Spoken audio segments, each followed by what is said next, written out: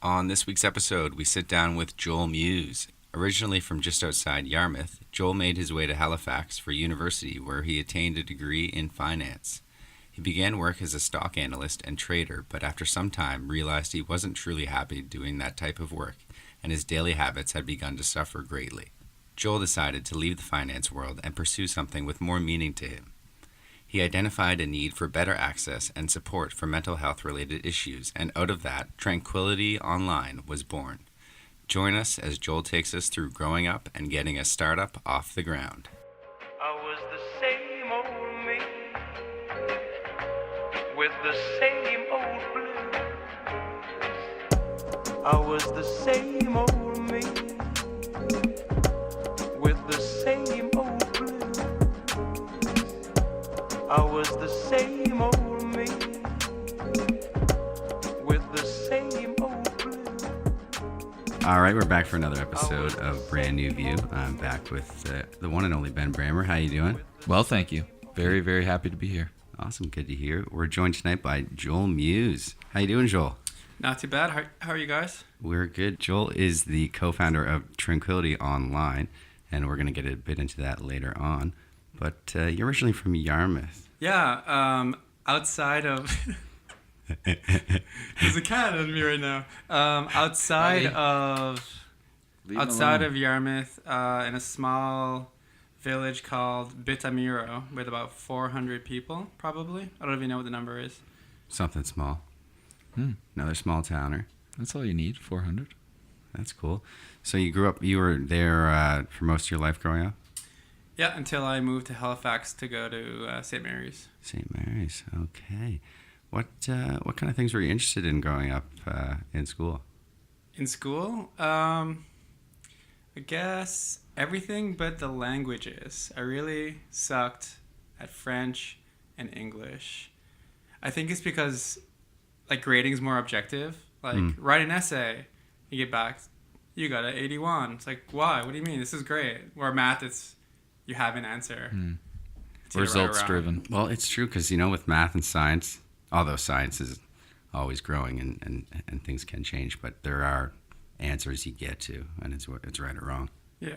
And that's kind of what you're drawn to. Yeah, and although things like history and the social sciences were probably my favorite classes. Okay. What about the social sciences interested you? The stories probably. I liked learning about history and geography, so different societies and things like that, I guess. So you've always interested in people or cultures or... Yeah, I think it's more of the cultural side of things. I want to know what it was like. Obviously, you don't have anything else to draw from, having grown up in one spot. But what was it like having a small community, small classroom? I'm picturing the same students for 12 years in a row. Yeah, okay, so if there even was a class that could be forged. So, Yeah. in my school, which was grade primary to grade 8, I believe when I graduated, there was less than 100 students in that school. So from essentially grade primary to 8, there was 9 of us. And the classes were so small that instead of having 4 classes that are grade 4, we had to combine classes. So The splits. when I was in grade 2, I was also with So exactly the grade what I was 3. Yeah. So I'll that's just lump it all in. It'll be fine. Yeah, so that was school, and then in high school, there was a general high school that brought in all the people from all the different smaller Acadian villages. What's interesting about where I grew up is that there's essentially 4 little peninsulas. So each little village or community has their own accent. So you could go to high school, you'd be like, oh, you're from Pamlico, oh, you're from Westport. Yeah. And you could just tell from the words they used or how they said them. That's interesting. Even just a small little area like that, different subcultures. Yeah. Yeah, it was the same thing. Yeah, that's true. it's I think it's human nature. I mean, you're always going to revert back to where you from, not where you're from. Where you're from. You know what I mean? Like, we always were associated as townies. Yeah, exactly. I would call the people from the town of Yarmouth townies. Yeah. Yeah. How far? It was, you were saying off the pod, about 15, 20 minutes away from Yeah, exactly. It'd be a 20-minute drive to town. to town. Okay. Right on. So you made your way into high school, and what was high school like? Did you find, I mean, I know for a lot of us in high school, it's that time to figure things out and have some sort of direction. Otherwise, hit the panic button. Did you have an idea of what you wanted to do? Well, that's really... You haven't been back there in a while. Well... High school. I go to high school all the time, but I don't think about the career side. I think about how awful high school was. Okay. For me. Yeah. Take us there. If you... Yeah, if you'd so... Yeah, you're asking Not to me, get like, excited when you said Yeah. it's awful, but this is a podcast. You're like, when you're starting off, how was high school? I was like, oh. Describe them as the 4 worst years of my life, so... 4, 9, 10, 11, 12? Yeah, exactly. That's the... So there was did- no junior high for right, us. It one was day, just... and then- yeah. Okay. So, kind of, I guess, one way... There was only 4 guys in my grade, primary to grade 8, right? Mm-hmm. So, we were all friends. And then when we went to high school, there's a bigger group of people. And people kind of find their own little groups. And I was a shy kid, so I struggled to find my group. It's also not like a huge high school where there really weren't like the jocks and the this and the that either. So it's not like I could find my little group type thing. So, yeah, high school was like not fitting in, being bullied, generally terrible time. And I'm just curious, how did you manage that? Not well. Like, looking back, I kept everything to myself. I didn't talk to my parents about anything that was going on. So I kind of struggled and suffered alone, I think, a lot. Were you looking for an outlet that wasn't there? That's what I was thinking about. I think it just wasn't... My household where I grew up wasn't a place where people... or where we talked about how we feel or anything like that. So I wouldn't share negative things. So I just didn't learn how to do that. Fair. That's tricky in some households, like where that's happening, right? Sometimes, we don't even have what I'm trying to say is you don't even have like a say in that. it's what it is. So. Yeah. Well, then it's tough because when there's a lot of negative things going on in your life and you're not talking about it, then you end up really not saying anything at all. Yeah. And then you're completely bottled up. I've been there. I spent a lot of my 20s there just internally struggling, being in university and just completely unmotivated, staying up until 6 a.m, playing video games, doing whatever, and then sleeping all day and not really sure why and not telling anyone. No one had any idea. It'd be such a surprise at the end of the semester when, Right. Marks are terrible and it's a disaster again. But yeah, it's tough to get out of that space. I mean, I still find myself in that space. Sometimes we're all guilty of that. Yeah. And I feel like it's even tricky to talk about it 10 years removed. So those that are listening can imagine, and I mean, everyone's been in that situation. It's very difficult to talk about it while it's happening. Any sort of negative. Yeah, totally. It really is tricky. And I mean, especially, Mark, you mentioned it. You're trying to figure yourself out, and then you got this shit thrown at you too. Yeah. I wouldn't be shouting at the top of my lungs either, looking for help. And then coupled with background maybe at home, not being in favor of speaking your feelings. So it's tricky combination. To find that welcoming environment that isn't going to judge you but accept you and offer relatability more than anything. I don't really want advice. I just want to relate. No. Yeah. That's one of the things that, in terms of like what we're doing with Tranquility and the coaches that we have, it's like almost none of it has anything to do with giving advice. It's all about just listening. Yeah. Well, I mean, you were searching for a clique. You were searching for a group, right? Someone to listen. Yeah. Yeah. So, I mean, if you're able to provide that, of course, that's a very big positive in our books. Of course, Mark and I, but so many others, and I'm sure we'll get to that. I kind of want to jump back to the family if we can for a sec. Brothers or sisters? Yeah. Younger brother who is exactly 3.5 years younger than me. So his birthday is my half birthday, if that exists. Okay. Oh yeah, half birthday. They do for this guy. Yeah. Milk any opportunity to get more gifts. Yeah. Okay, so just you and he. Yeah. Okay, and growing up, were you two similar, or how was that? So everyone says that we are exactly the same. If I post a picture on Facebook, Facebook will ask me if I want to tag Justin. Really? And I get angry because I'm like, that's me. That's not my brother. So you guys look that we also similar. look and if I or he calls my parents, they might not know which one of us is calling. But growing up, I didn't see that as much. Like, I didn't recognize it. And I would describe, he seemed to always want to do something that I was doing. So when I started playing hockey, he wanted to play hockey. When I started playing music, he wanted to play music. When I started playing golf, he wanted to play golf. Like, so, classic baby I was brother. gonna say, Yeah. classic younger brother. Yeah.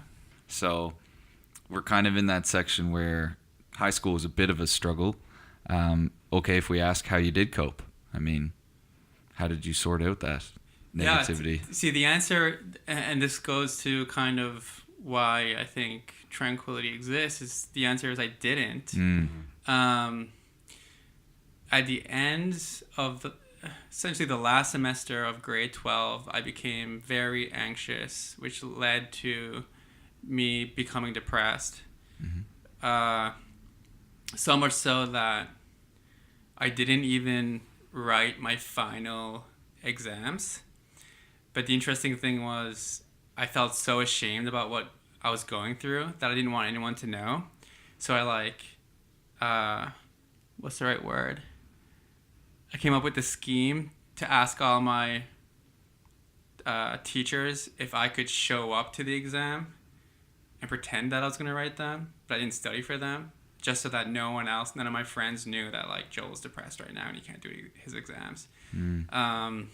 So it was kind of at that stage where you were definitely, That was debilitating. Yeah. and looking for ways out. Like, yeah, so it came to that point where it was probably, and to paint a picture of kind of two aspects of it, how little confidence I had about sharing this with anyone, and how much the stigma was, it still is, but it's definitely, then it was worse in terms of, anxiety and depression.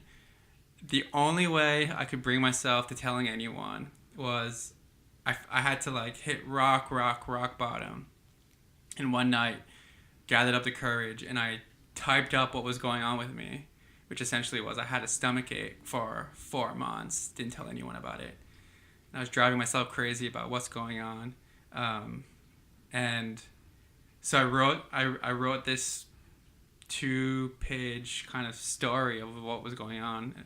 And I just, in that morning, showed up to the school counselor's office, walked in, was always petrified of ever going there, because I was kind of like, oh, if someone sees me talking to the counselor, they're going to think something's wrong with me and they're going to tease me or whatever. I just sat down and said, I don't know how to say this, so here you go. And I just passed him the letter.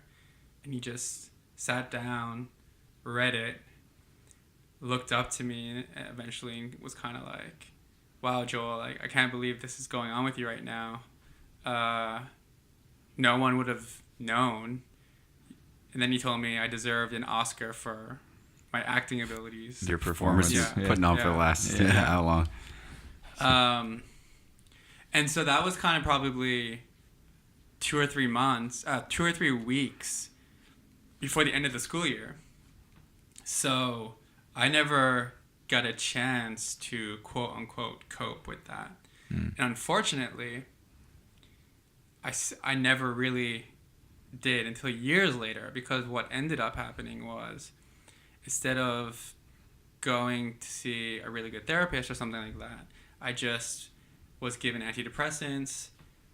Those are effective at treating symptoms, and in the next 3 months I had to throw my shit together to go to university. And I think also the change of location and environment also helped a lot. But I didn't deal with the things that I should have dealt with, which were the reasons why I was feeling that way.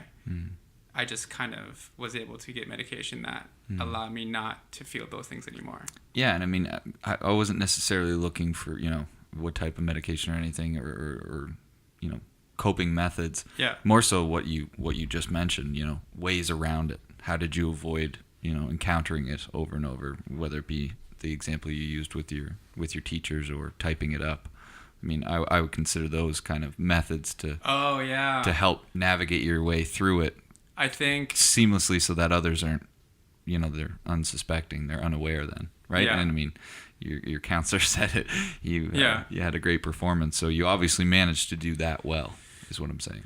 Yeah, and then for me, it was also music. So I just would spend tons of hours as like a learning release. songs and then writing songs and stuff like that. Dive into that, yeah. You mentioned when you did move to Halifax for university, things started to improve. Yeah. How was that initial adjustment? So when I came back for Christmas that first year, and maybe it wasn't then, but a couple of years later, my mom told me, she said, like, when you moved to Halifax, like, we didn't think you were going to be able to stay in Halifax. She said, like, we thought you'd be back by Christmas because you weren't doing well. So things just really changed really quickly. I loved what I was learning. I was taking business, being, like, living on campus, having people that are just like there at the same age, no parents around. Did you it was find life-changing. It was, like, it's really interesting because I would describe, like, high school 4 worst years of my life, university 4 best years of my life. So I had a different experience than you did. I know, I was going to say, I was opposite of that. Yeah. So you graduated, and did you stay in Halifax after graduation? Yeah, so fell in love with the city, and then I wanted to pursue what is essentially, it's called a chartered financial analyst, and I wanted to be like an equity. So you started studying for your CFA? Yeah, exactly. So by the time you can write your first exam after you graduate. So I There's wrote like it. 3 modules? Yeah, there's 3. Yeah. And they're ridiculously difficult, like notoriously difficult. The pass rates are something along the lines of like 39% of the people pass level 1, then 45% level 2, then like 39% level 3. Jeez. And almost, so like statistically speaking, almost no one passes all 3 in a row. So how did you do with the...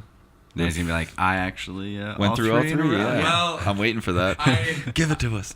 It's probably like one of my biggest like failures in life, just because I passed level 1 first try, I passed level 2 first try, and level 2 is kind of the one that if you're gonna fail one of them, that's the one. Yeah. So I was starting to feel pretty confident, right? And then level 3 should be the easiest, has the highest. I think I said those numbers wrong when I was describing them. That one has the highest pass rate, and it's kind of like, first of all, most people who write level 1 the first time, I think they just quit. Like they won't do it again. Didn't know what to expect. Maybe weren't ready. Yeah. So if you pass the first two, you should be able to pass the third one. In theory. And I go there and I write it and I leave that and I'm confident. And I come back the next day and my boss is like, Joel, how did the exam go? And I was like, freaking killed it. Like, this is so good. 2 months later, I get the email. I stared at it for a half an hour because I was just like, can't be right. This cannot be right. And then I paid the CFA Institute $100 to regrade my exam because I was like, you guys fucked up. What does regrading it do? Regrading it is literally asking them to put the bubble sheet in the machine again. or something like that, you know what I mean? Yeah. I've actually had that happen. As an aside, I got 2.7% on a test, and I was like, I studied for it was open book. I studied for this one, and I handed in sheet B in the C pile. Oh. So they marked it under the C pile, right? So Yeah. anyway, was hoping for a similar outcome for you, Yeah, but no, that guess been, not. That would have been Straight awesome. up fail. Yeah. Yeah. So you got what happened after that half hour? I got out of my office and my other colleague had written it too. I was like, how did you do? You can't fail too. Because it's completely normal to fail. Like, you're almost expected to fail. Do they tell you what your mark was, or just pass fail? They tell you 3 ranges. So here's the other thing about why it's so difficult to pass. The pass rate isn't 50%. The pass rate is the rule is you need a 70% to pass, and then they do this on a curve weird thing where if enough people get like this or that question wrong, they'll say, if everyone got it wrong, apparently that question is probably not fair, so we're going to remove that question. Mm-hmm. So they say like the pass rate is 70%, but after the curve, it's probably like 65, 68% that you need to pass. So when you get your mark back, it just tells you each section. So it's like economics, accounting, blah, blah, blah, blah. And then they'll say you got between 0 and 50, between 50 and 70, or above 70. Okay. Yeah. Gotcha. So where did you fall on that third one? I was also in the top. I was in the top. We're gonna beat this. You're one the to death. first The one top to fail. The top decimal to fail. Yeah. So it could have been like 1 or 2 questions that I got wrong. Missed it by that much. Dang. Yeah. So did you go back and finally write it a third time? Yeah. And yeah, passed. Cool. And I think the point of the story was, Second time for the third module is what I meant. yeah, was that like therefore there are not a lot, but there are a bunch of CFAs in the city, and I wanted to become an analyst, so I just made it my job to like meet with anyone who had a CFA in the city. Every single one, I was like, I'm looking for a job. This is what I want to do. Every single one of them told me the same thing. Cool. Move to Toronto or New York and come back in 3 years when you have experience. And I was just somehow stubborn enough to be like, nope, that's not what's going to happen. It took me 8 months, but there's probably only 3 or 4 equity analyst jobs in the city, and somehow I landed one of them. And There you go. that's the beginning of my stock analyst career. Well, don't stop now. If it's the beginning, keep going. Dive right in. Well, I only worked at one employer, and one of the only equity shops in. Now I'm talking a bunch of lingo that no one's gonna be talking about. Google. So like, let's put it this way. Most of the profession is known as like you go to the bank or you find a broker, and they will tell you should buy these mutual funds, or this is the type of investments you should do. What I wanted to do was pick the actual stocks that are in those mutual funds. So my job was, should we buy Suncor today, or should we sell Apple today? And so there's only really 1 or 2 companies in Halifax that do that. Most of them, if you're doing that, you're like in Toronto or New York. So when you were working there, were you enjoying the work? Because I'm wondering how that transition kind of took place for when you left that area. Yeah. So this is where me being a very numb person, I think, comes in. Because if you would have asked me, hey Joel, like, do you like your job? I would have answered with my Oscar-winning actor's voice, like, yeah, of course. I like this is. I wouldn't say like, yeah, of course.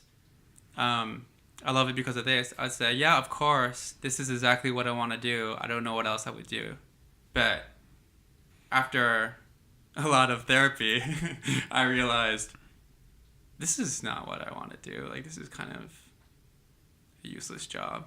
Mm. I'm wondering, when you were telling that to people, were you believing that yourself as well? You just weren't letting allow yourself to think about other things that you could potentially love to do. You're just blinders on. I think I was in denial for sure. Yeah. I wouldn't. Yeah, That's a really good question, Mark. Yeah. Okay. So after a while, and you went to see someone to. Yeah. So what happened to me was, I started getting a lot of symptoms that I would now describe as medically unexplainable symptoms.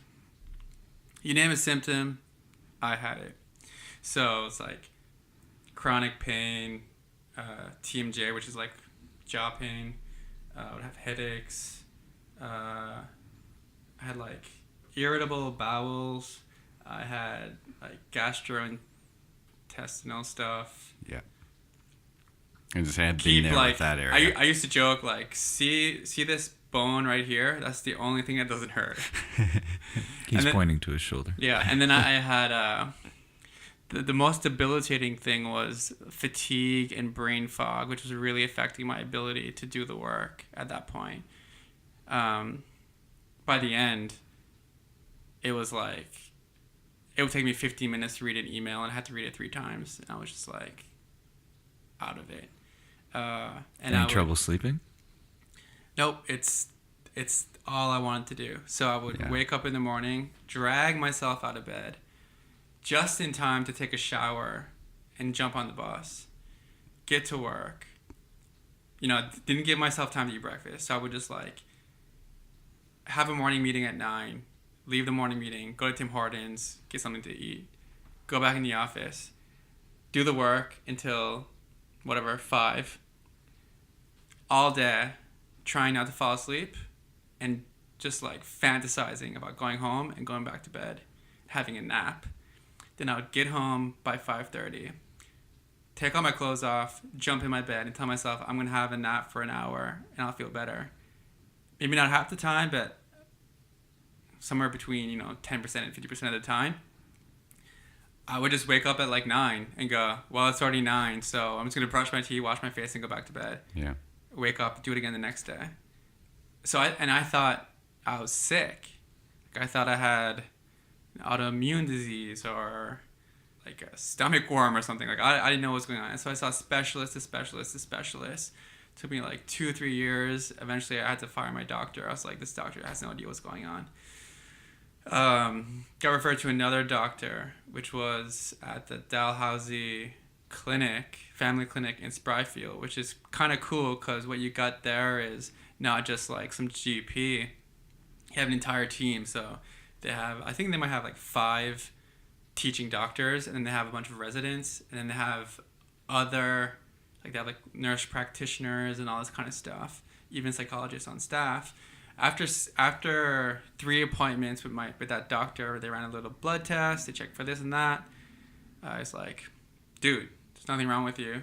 Which is like devastating to hear. You're like, everything's wrong with me. And then he said, we have a specialist on staff who helps with what you're talking about. I was like, oh, okay.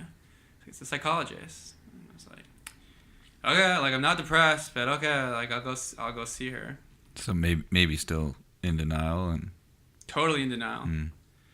And I went to go. You were convinced it was like a stomach thing, right? Yeah, exactly. It's tough. I totally didn't think that this was going to be the situation. So I go see her for my first appointment. It's an hour and a half appointment. And then she keeps asking me this question, which goes totally back to what we're talking about how I was in high school. And she would ask me, like, well, how do you feel about that?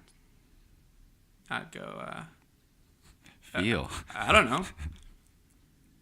Really? Like, you don't know? Like, how do you feel about that?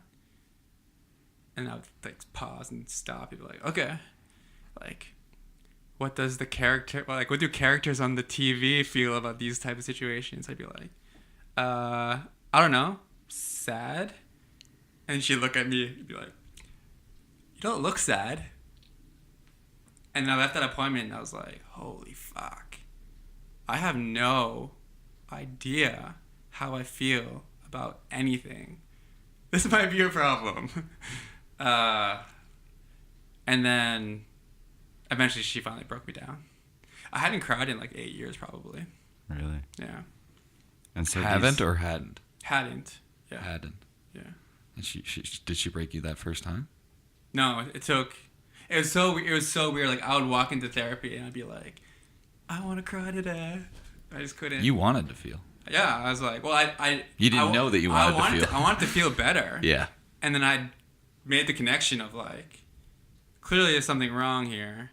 So how do I start this process? No, it took her 5 sessions before I did. Mm-hmm. And it's interesting, you know, those symptoms come from, I mean, I'm only assuming here, but just years and years of suppressing those emotions. They manifest them in actual physical pain. Yeah, exactly. It's So incredible. all those things were living in my body. And I think one problem is one of the side effects of antidepressants is also like numbing. So that wasn't helpful either. Yeah, so like that was just like mind-blowing experience. And there's this just to show how void I was of like these things called emotions. After I was kind of done having my first crying session, I looked up at her and she had like teary eyes, and I was flabbergasted because I was like, why are you like also almost crying? Like, you don't even know me. So like I had no sense of empathy at all at that point. Yeah. Like it's really weird to talk about now. So it's just numb to everything, yourself, others.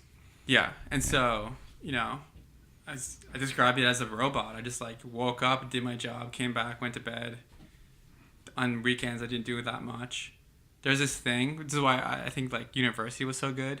Because I think there's this thing when you graduate, you slowly start losing some of your friends because they like move away, or they get married, or they have kids, and then it's difficult to make new friends versus when you're at university, like you're living on campus at first and you're going to classes with a bunch of people your same age. It's really easy, but after a while, like it's a little difficult. Everyone's trying to make friends back then, so it's Yeah. I relate with the whole suppressing thing because it's so much easier to do that, and it comes so naturally to me. Well, Yeah. I think there's one last aspect of it, and it's essentially what people would call like the masculine script too. So what we're talking about, I think, would be more common in men than in women. I didn't know I was allowed. Like, I didn't know I was allowed to cry as a man. Like, you know what I mean? Mm-hmm. I really struggle with this one. Like, I've hated that always. Growing up, I hated that whole masculinity approach, and you have to be a certain way because you're male. And I was very comfortable with showing my emotion, and I couldn't understand why it was so like such a big deal that he wears his heart on his sleeve. I was like, yeah, that's who I am. Like, I can't conform and be something I'm not. And so I would always have my emotions worn on my face, and people would always know me, like if I was down in the dumps or if there was something going on, and I would always push back and fight back and suggest, I'm going to cry if I want to cry, and I don't give a fuck if I'm a male or female. I'm crying. Yeah. Like, that's what I'm feeling right now. And I think I've been struggling with that 29 years. It's tricky. Because, I mean, people and emotions, it's a tricky one. It's tough. I'm getting, like, emotional now. Yeah. That's okay. I mean, something that this podcast has done for me promised myself I wouldn't do it. Just being, I mean, like I said off podcast, just my journey through my 20s was kind of accepting who I was and being okay with that. But interviewing everyone like yourself and everyone we've interviewed so far has just reinforced that.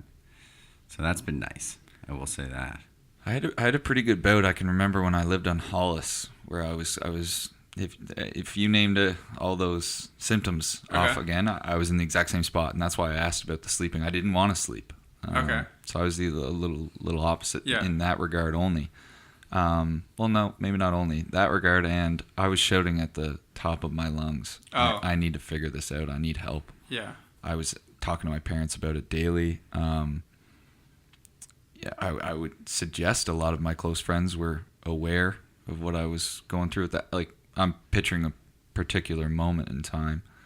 I think those thoughts obviously creep in every now and then naturally, but this point in time I can recall, get me in front of whoever. Like, I got to figure out why this pit in my stomach is occurring when I'm going to do things I enjoy.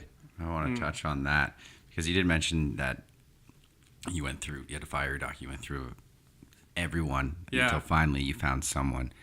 Was it difficult getting to that point? I mean, I know a lot of people who I've talked to, they want to go talk to someone, but they don't know where to go, or they just assume that there's just no one available because that's the status quo around here.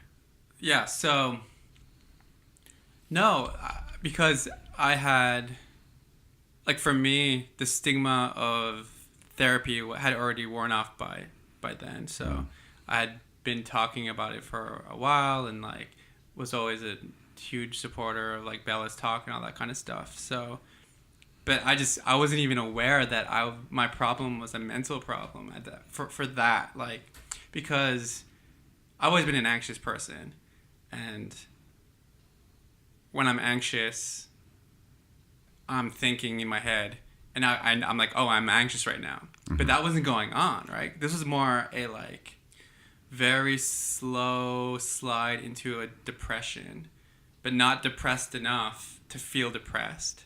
Yeah. Because there was no sadness, because I wasn't feeling anything. So it was just like a pure sluggishness, laziness, tiredness, and all these symptoms that stopped me from doing things that I would want to do anyways, right? But once I started going, I was like, oh yeah, this is great. But I didn't seek it out. That was the great part. I didn't seek it out. Yeah, that's true. They kind of sent you to her. And to answer your question, that's why that was great that there was that clinic there and then I was referred there. Otherwise, I would have never been able to, like, it would have took a really long time to see someone. And she does a very specialized type of therapy that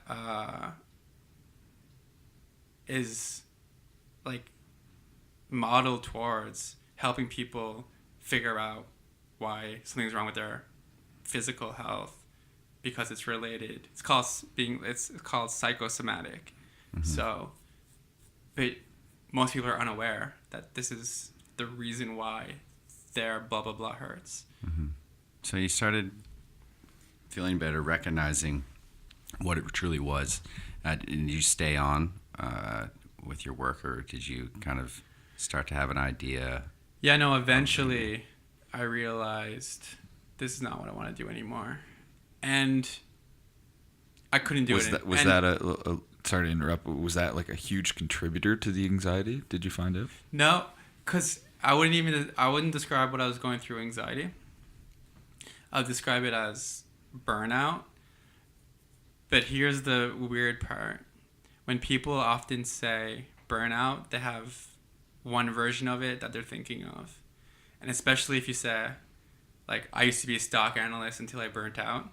So you say stock analyst, they're going to go, oh, wow, like, super. So they're going to be like, you must have been going to work. You're like, have clients who are, like, yelling at you, and you're, like, losing their money, and you're just, like, panicked because the stock market's a roller coaster. Yeah. Not at all the case. Like, not even close. If anything, I was bored, and my job didn't have any purpose.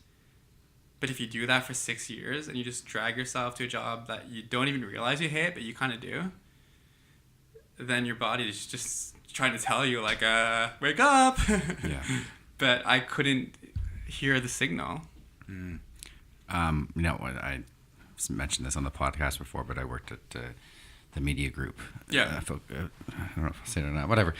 But yeah, with the media group I worked at for a month, it was just, I was overwhelmed with I assume a feeling of anxiety, but just, I said it before, I went home on the first night and I had to walk around the neighborhood with my dad just to calm me down. I couldn't eat. It was so weird. It was like my body completely and utterly saying no to me. Your body will always tell you. What was it? That kind of, it seems like it. I love when you spin the questions on us. Yeah. But it seems like you got like something made you afraid the first day. It was, it's weird because it was great people. Mm-hmm. So I wasn't afraid of seeing anyone in particular. Everyone was very accommodating. Wasn't the work. I was calling up companies and asking them if they wanted to be in our magazine. Wasn't anything crazy about that, but it was just knowing that was the decision that I made and that was all I was doing. Yeah. Knowing that I was now boxed in 9 to 5, Monday to Friday, doing something I had no motivation to do. It didn't, like you said, it didn't mean anything. Like at the end of the day, this job, if it disappeared, we wouldn't really notice. Yeah. And that just didn't sit well with me. Right. At all, figuratively and literally. Yeah. And I mean, just to play devil's advocate, I don't know if we should slight those that are still doing these. Well, no, this is my all perspective. personal. Yeah, that's all. I mean, there could be people who. I just don't want anyone listening of to course. think. Yeah, and there could be people who are working in the corporate world, and you stick them in something that we're doing right now. They could have the exact same reaction that I had. It's different strokes, but it's important to recognize which ones are for you and which ones aren't. So, you began that transition. Yeah. So I would. By the end of it, though, I was so tired and so burnt out that I was like, I need time off to recoup. So I left on sick leave. And this was, what year was this? Time frame. 2016. 2016, I think, okay. Yeah. And you'd already been broken by your therapist at this point? It broken in terms of, she had started opening. Yeah, sorry. Not broke. That's No, like, sorry. that's how I talk. That's how I say it. That's how you said it. Yeah, I was like, she finally broke me. She broke. Yeah. I meant that. And then- yeah, and shockingly in a good reborn. way. Like, Yeah, I know. I meant knew that as- exactly what you were okay, talking about. yeah. I just meant where were you with that as well? Kind of take us on those timelines. Yeah, exactly. I was making progress on that side of things. On that front. Yeah. Nice. I think so. Okay. So, Everything I kind of guess- coming together at the same time. how did the idea for Tranquility kind of start off? Yeah. So I think it's a few things. The first one is that, as I mentioned before, around like Bell Let's Talk, I would always make sure to open up on the, social media, whatever. It's not like a big deal, especially now it's becoming even more and more normal. But I would just say like, I live with anxiety, depression, blah, blah, blah. It's important we talk about it. And then a friend reached out and said, "Hey, Joel, I saw your post. It's really interesting. Do you mind sharing a bit more?" And I was like, "Oh, yeah, sure." And then this is on like Facebook Messenger. I'm like writing a bit, and I'm like, you know what? I'm just gonna go into like all the juicy details. And I just like went on a rant of exactly what happened in grade 12 that led to this. Something you maybe wanted to do in grade 12, but you're a decade later now, right? Yeah, exactly. So I tell him the whole story about like what had happened to me and what was going on, and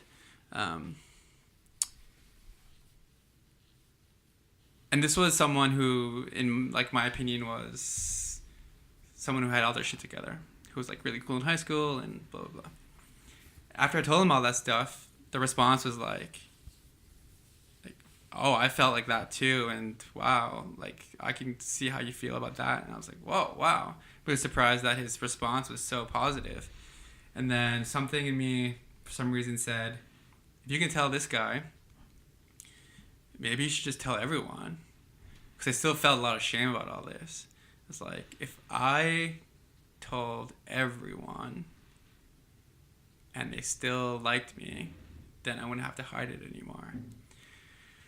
So I sit down on my computer, I start writing a bit of the story on as like a Facebook post, and I go, oh shit, this is way too long to be a Facebook post. Someone's just either read more and they're like, yeah, nope. I was like, guess I need to start a blog. I don't know how that works, so I like started a WordPress blog, just as a place to host this one piece of content. I wrote it, I posted it. I was like, a few of my friends will see this, and that'll be the end of it. And 48 hours later, there was like 4,000 people who read it. It's getting shared. It was just like, kept getting shared over and over again by people I didn't even know anymore at this point. There's only 400 in your town. Yeah, exactly. And the story was my story, but then it was also a story about stigma, and then it was a story about how let's just call it the mental health system is broken. So as you mentioned, if I had wanted to see a psychologist, how difficult would that have been? Mm-hmm. It would have been extremely difficult because my insurance would cover $500, and a registered psychologist today, it's suggested they charge $190 an hour. So to see someone within the private system, that's how much that cost. And then in the public system, it can be 6 to 12 months before you see someone. And then, I went on a rant about doctors treating symptoms and not the actual underlying issues, because that was probably my first doctor. I would come in, I listed all those symptoms, and every time I came in, he'd be like, well, take this pill for that symptom, or try this for that symptom. I'm like, no, there's clearly something systematic going on with me here. It's not a bunch, I don't have 7 different diseases. I have something going on with me that's fucking everything up. Yeah. Well, and that's another thing, it's 6 to 12 months to the first doctor. It might not be the doctor that you'd like or that you feel comfortable opening up to. Exactly. So that's, I've got a question on this one.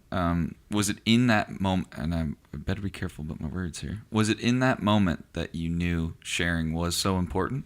Because obviously you had difficulty sharing it in high school. We're now 10 years removed from that.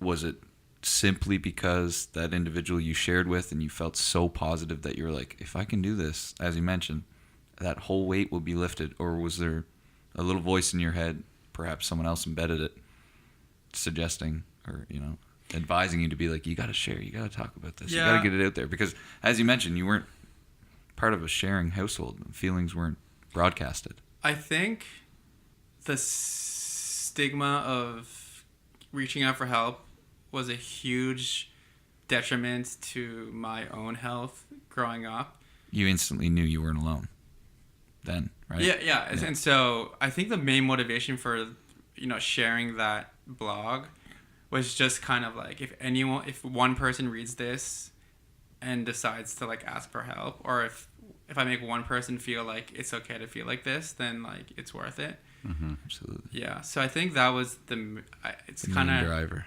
Yeah.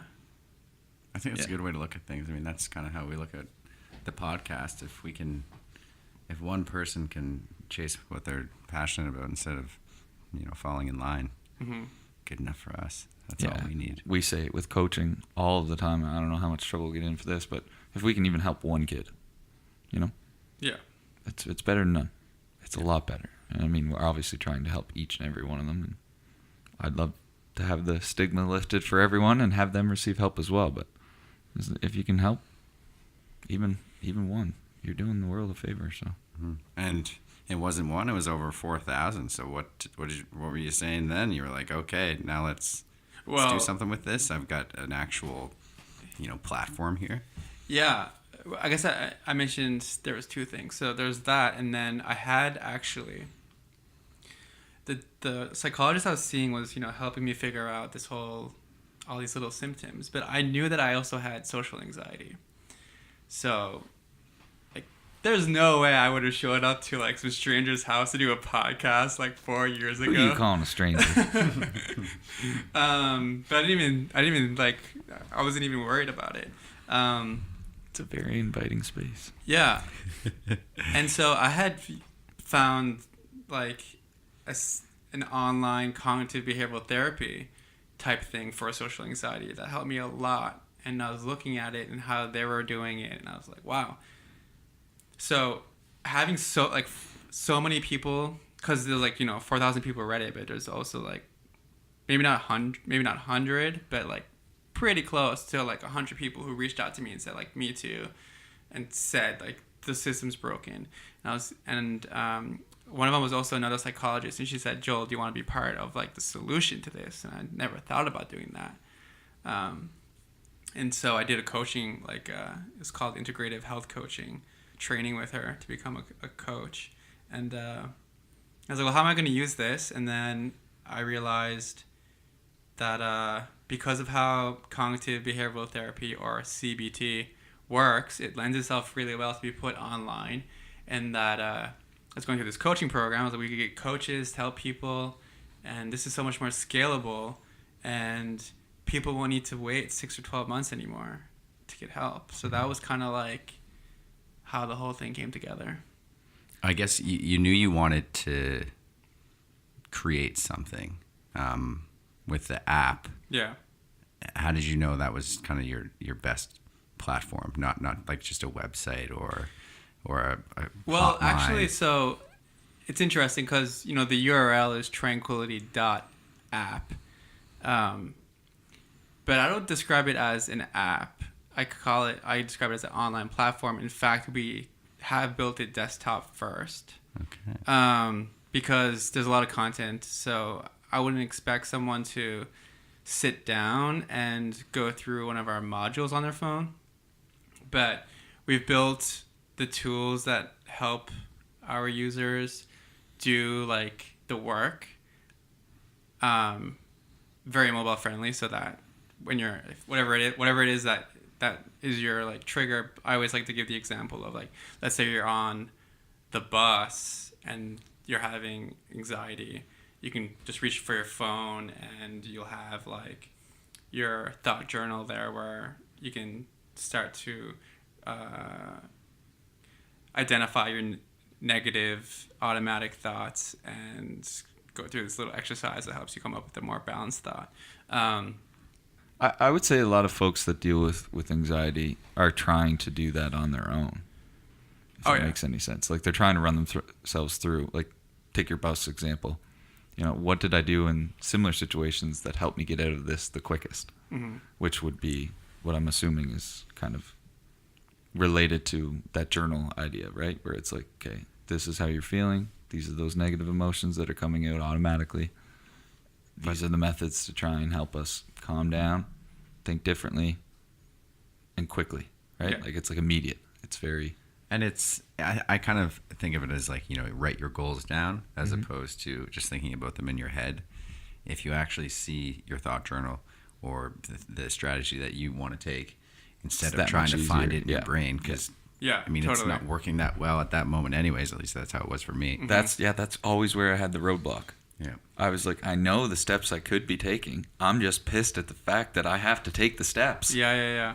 You know what I mean? Yeah. I'd always be my first thought is always negative. Always. And then I'd always be but how come I can't get there quicker? How come I can't get out of that little negative feeling quicker? Yeah. It's really hard to describe.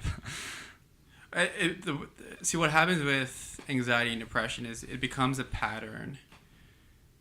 So it's just like any other pattern in life. You need to break yourself out of it by doing the opposite thing, by starting a new track. So it's neuroplasticity, if you want to get all technical.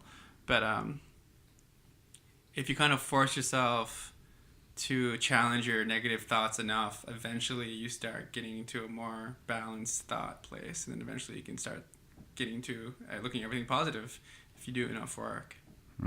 It's true, because your negative thoughts, they almost just become routine.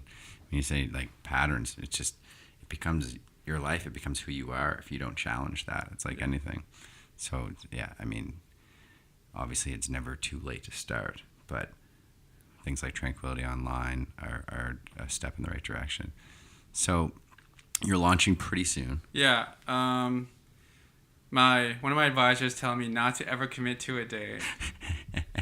Sounds like So me. let's say Shall we share a little story here, Mark? No. No. let's say A season? spring Yeah. 2019. Man, you can even say like within 5 years, and I'd be happy. No, it's gonna be really soon, and I hate forced dates. yeah. In the Yeah. meantime, though, people can actually sign up early and get a discount for being early. So Nice. And they can do that right off the Good to website. know. yeah. Okay. Okay, And cool. just while we're on it, what type of people would be signing up? Yeah. What do you anticipate seeing as your clientele?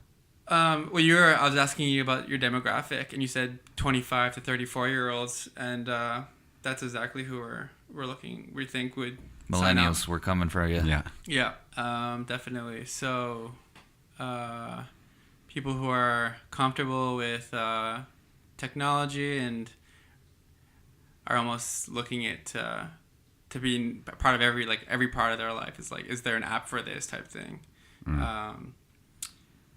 So yeah, and right now we're starting with anxiety. We'll get into depression in the future, most likely, because cognitive behavioral therapy is the gold standard for both disorders.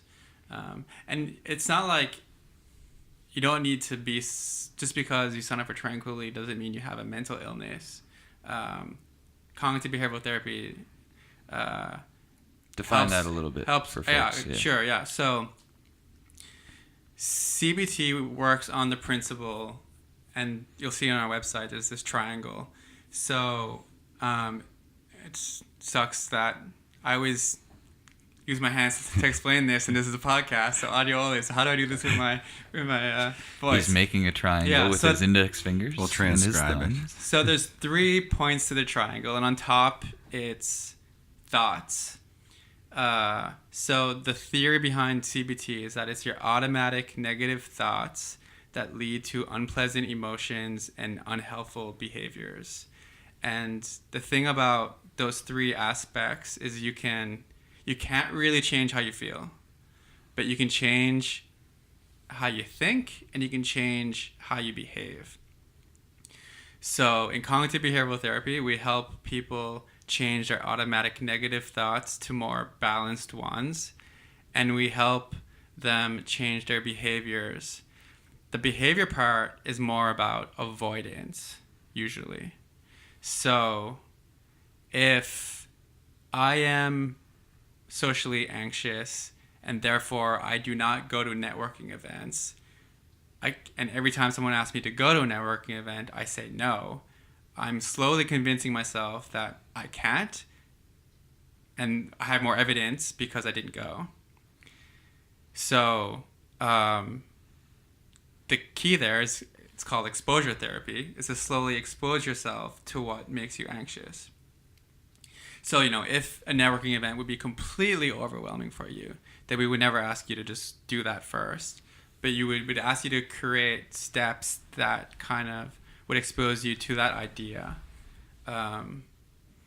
It's almost easier to give an example of people who are afraid of dogs. So let's say you say, I have a 12-week goal, and in 12 weeks from now, I want to be able to be on Roby Street, see a dog and pet it. Step 1 might literally watch a movie with a dog. Mm-hmm. Another step would be go to a dog park and stay outside the fence and just observe. And so come up with these steps, slowly expose yourself to it, get more comfortable with each step, and then eventually you'll achieve your goal. So for me, it was social anxiety. So the networking thing is completely true. I would get really anxious and I would start sweating, and then I'd be afraid someone would notice that I'm sweating, and then I just want to run away. And another part about behaviors is just these safety behaviors. So a safety behavior is not avoiding it totally, but doing something else that helps you cope, but is not healthy. So networking event, it's walk in, go to the bar, get 1 or 2 drinks as soon as possible, because that helps me with my anxiety. But what happens when that bar is not there? I'm now using alcohol as a crutch. Mm-hmm. So I need to teach myself to be able to go to a networking event and not have to do that by doing this in slow steps. And now it's like last week I was in San Francisco pitching my company in a room of like 50 VCs. Wow. But, 3 years ago, I would avoid going to a networking event type thing. So it works. It works. There you go. Oh, Proof is in the pudding. Yeah, firm believer that it works. It's just, for me, it's getting started. I think that's the same for a lot of people. And then maintaining that. Because I can't tell you how many times I've started something and then not maintained it. Those are the two big ones, at least. Yeah, I think I was a really good... I'm like the perfect client for like online CBT because I'm obsessive. If I have a problem, I get obsessed with it and I'll do what I need to do to make it go away. So I was extremely committed to it, I guess, which is a very difficult part. And that's why we have the coaches. So we could offer this online as self-directed and just hope that you do it. But it's really difficult work. Like anyone who signs up, this is not going to be easy. A lot of people, they want to read a self-help book. And then chapter 4 is like, okay, now you got to go do the thing you don't want to do. What? No. I just wanted to read this book. And then after I read the book, I was just magically going to get better. I was going to be better. It's like, no. Chapter 4, go do the thing you don't want to do. It's going to be uncomfortable. Right. It'll get easier every time you do it. That's like half the magic right there. Think of it as like developing a skill. You go out and play a sport. Every time you do it, you get better each time. Mind you, we probably plateaued on our skill levels, but it's like that. You can look. I'm getting better with age. Yeah, like a fine wine. Something that I was thinking of here for my situation. It's probably a little vague up until this point, but I think where I struggled was making those weekly goals, like the gradual steps, if you will, and I would go straight to the result. So in a social setting, let's use that as an example. I would say, well, you've done something similar to this in the past, and you're here to talk about it. You survived. Go do it again, as opposed to maybe gradually making my way up to that to actually overcome it. I had the results, as I mentioned. I knew what I was supposed to be doing. I knew I was supposed to be able to tell myself, you can get over this. You survived. It's not the end of the world. Remember last time? Right. Look at where you are now. And I think that's why it didn't become so automatic or as automatic as I would have liked. Because, as everyone knows, you spiral at some point with this. You kind of take one step forward and about 20,000 back. But. That's a challenge with, if we're talking about exposure specifically, is if you do a step that's too high, then you go and you have that anxiety provoking response, then you've got a message from your body that says you're not ready for this and you feel bad about it. Right? Just reinforces that negative. That's why having the coach there to be like, oh, that's completely fine, we just need to go back, we just need to take a step back, do something a bit more simple. And that's kind of why I highlighted it. I think it would be very crucial to have a coach there helping you, guide you. Yeah, I don't know. I just think, for anyone who's listening, that if this conversation resonated in any way, I really don't really care if you decide to sign up for Tranquility or not. First of all, take a lesson from me. If you're struggling in any way, talk to someone about it. And then if you are willing to see a professional, I would strongly suggest you do that. Mm-hmm. Here's a good question then. Let's say you have someone that you just depicted, very similar situation, struggling. Yeah. What are some of the steps they can take to talk to someone? Because just saying talk to someone, that might not stick with them, right? Yeah. What are the steps they can? And I'm not saying you have to have the answers right now, but in your experience, what would you suggest? This is a really painful part of being who I am, is that I will get a lot of people reach out to me and they'll say like, what do I, or they'll say, I have a friend, this is going on. And I have to tell them, I'm like, well, unfortunately, the system's so broken right now that it's like, I don't really have good options. That's what I'm trying to fix at the moment, right? Mm-hmm. So, I mean, going to see your doctor would be a great first start. Okay. And that's kind of what I'm looking for. Yeah, totally. If there's ever any thoughts of harming yourself or someone else, the proper thing to do is to go to the ER or call 911. And if you know someone who's going through that, that's also like the first step of taking care of that issue. And then for a for a therapist, if you have a good insurance policy, you can if you don't want to wait forever, you're better off going the private route, but it's going to be expensive. So if you can't afford it, that's going to be an issue. So that's kind of why at Tranquility, our goal is to make getting help affordable, timely, stigma-free, personal, and accessible. And there are also other options that are online that you could take a look at too. That's true. So let's jump in time to random date. Spring 2019, Tranquility Online has launched. What do I do if I want to sign up? Yeah, so you visit the website. We'll give you a 7-day free trial, so you can go in and see what it's like.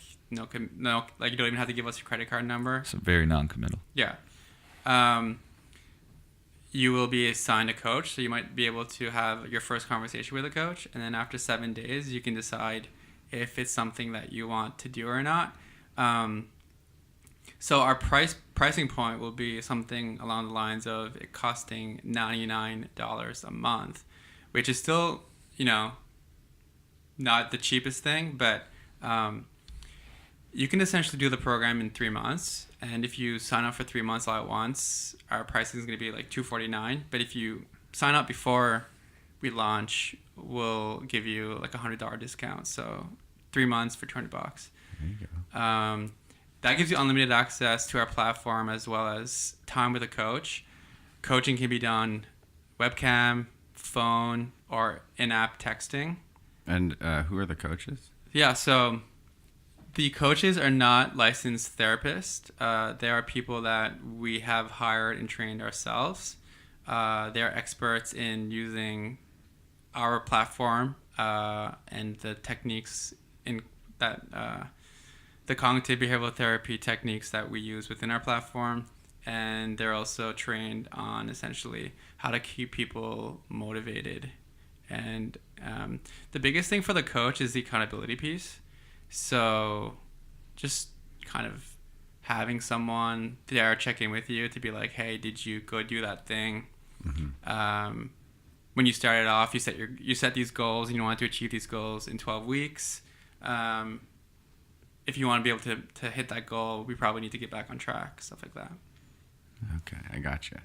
Yeah, so the platform itself kind of like uses what we try to do is try to replicate as much as possible what a client would go through if they were seeing an actual cognitive behavioral therapist, but to make it far more affordable and scalable, we've put everything online. So the material's there, and then the tools are there, and so you kind of go through it, and then you have a coach help you with some of the exercises, or just like listen to how things are going, keep you motivated, and all that kind of stuff. Coach by day, cheerleader by night, or all the time. Yeah, it's very much having your own cheerleader actually, and someone that a lot of people might have reservations about talking about what they're anxious about. They may feel embarrassed about it, so they don't want to talk to their family or whoever it is. This is going to be your person that it's completely anonymous, mm-hmm. that you can have. That's like, this is the person I tell all this shit to, type thing. It's a non-judgmental outlet, which is so great to have. It's impossible to come by otherwise. Yeah, it really is. Well, can you imagine if I just called up a stranger and was like, hey, you got a minute? I got a lot to say here. You might want to sit down for this. You might want to get comfy. Sounds like I have a spot to do that now. Yeah. Tranquility Online. Tranquility Online. What are some of the challenges you face so far? I mean, you haven't launched yet, but what are some of the big ones? Finding coaches, finding clientele, setting up your website. It's doing what we're doing the way we want to do it is really challenging. So what I mean by that is we need to set up a bunch of infrastructure before we can do the thing we want to do, which requires time and money. And so in other words, revenue doesn't come in the door right away. So it's finding the funding to get to where we're at now and to continue has been difficult. And then it's just really challenging to do something for the first time. So running a startup for the first time without ever doing it, there's so much to learn.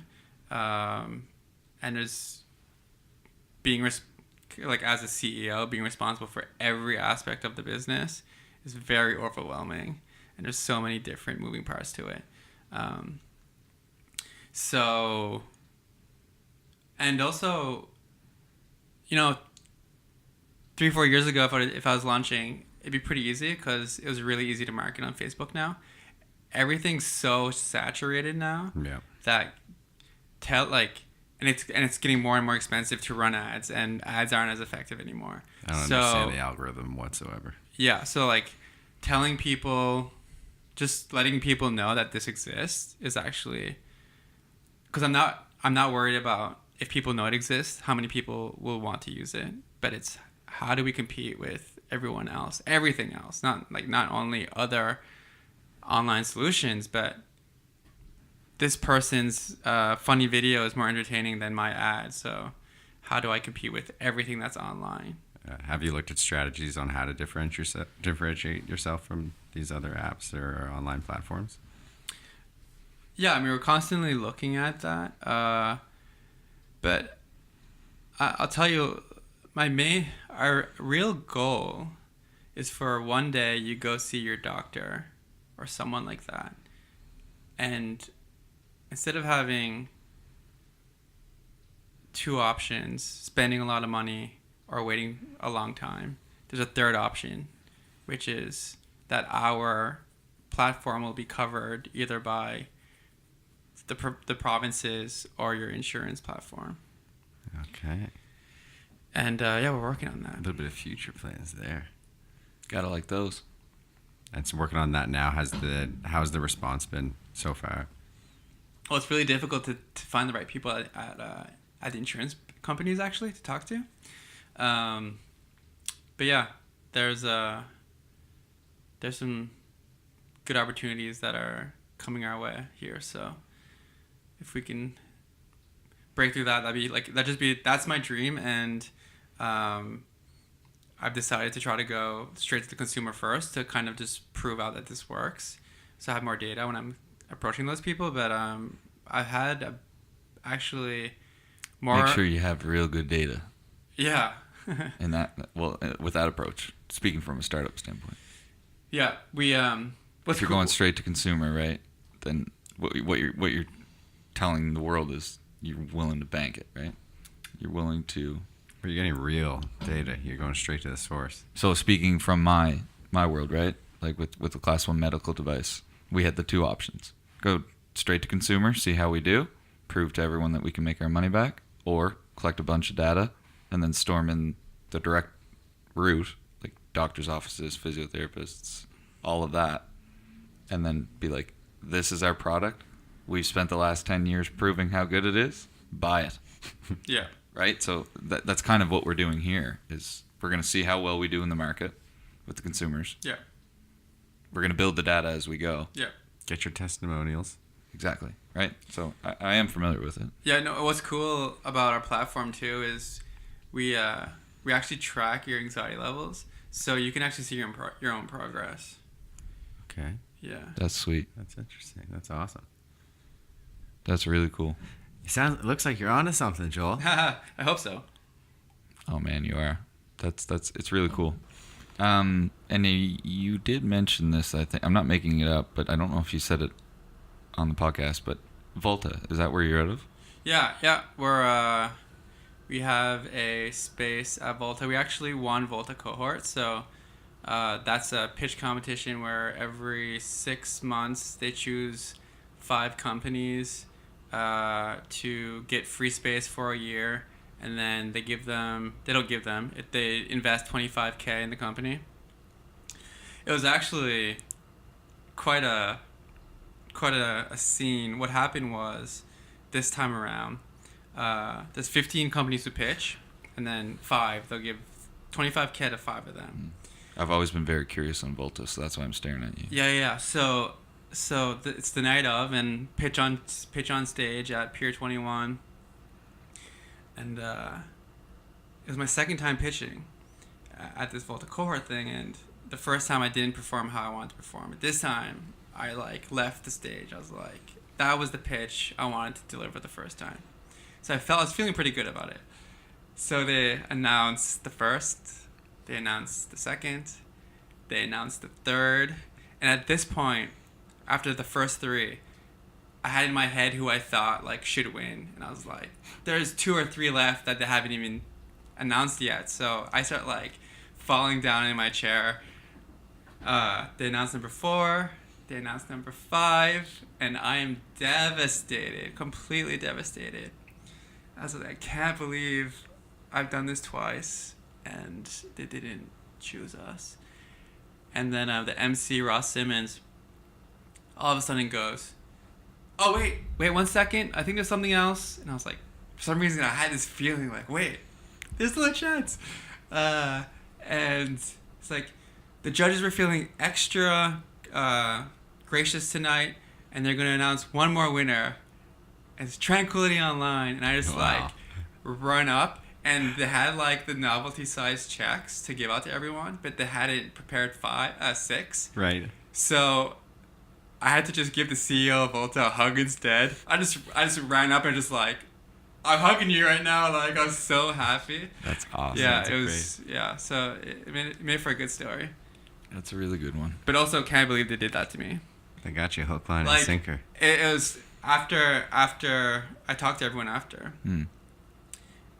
I was like, can't believe you guys did that to me. And one of the employees said, the judges were talking backstage, and they're well, who are we going to keep as a surprise? And they all said, oh yeah, we'll do it to Joel. He can handle it.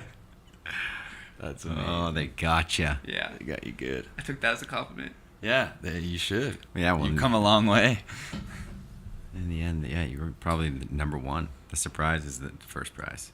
But yeah, to answer your question, Volta's a great space. A lot of very ambitious people there, and a lot of really awesome ideas coming out of that space. So great.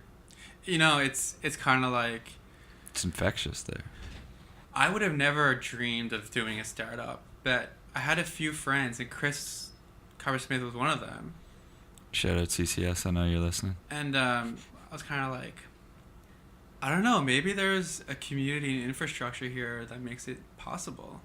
So I'm just going to try. But if it was, and one of the biggest pieces is having Volta, right? I don't think if that existed, I would have even dreamt of even trying this in the first place. There you go. Good. Thanks, Volta. Thanks for being As you there. said it, I would argue that. You said it earlier, you're obsessive. Yeah. When you solve problems, you would find a way. Yeah, I don't know, man. You're thinking of it now, though, aren't you? I think you would have found a way. I mean, you were chosen for a reason, right? This is a very, very good idea. All right, I think we're gonna wrap it up there, Joel. That was incredible. We really appreciate you opening up and talking about all those things you dealt with growing up, and then finding your way into Tranquility Online. This is a great story to hear. Thanks for having me. Yeah, I would suggest that, again, I don't want to disrespect any previous guests, but when thinking of this podcast, someone who's working at a job that looks great on paper, and you went to school for it for quite some time, but it still wasn't fueling your fire, or it was putting out your fire, one of the two, and then cold hard switch, right, where you're like, okay, I gotta make this work, otherwise it's not gonna work. So I've got to start my own thing. I've got to become an entrepreneur. I've got to figure out a way to live each day exactly how I want to, doing exactly what I want to do. So, with that, yeah, piggybacking on what Mark said, thank you very much for opening up and coming through this journey with us, or taking us on this journey with you. Can't wait to see you on the links. Yeah. We can't wait to hear how this sounds, and yeah, take a few money, or take a few skins off you. Yes. Love that. All right, so we'll end it there. Once again, for Brand New View, I'm Mark Boudreau. I'm Ben Brammer. See you next week, folks. Peace.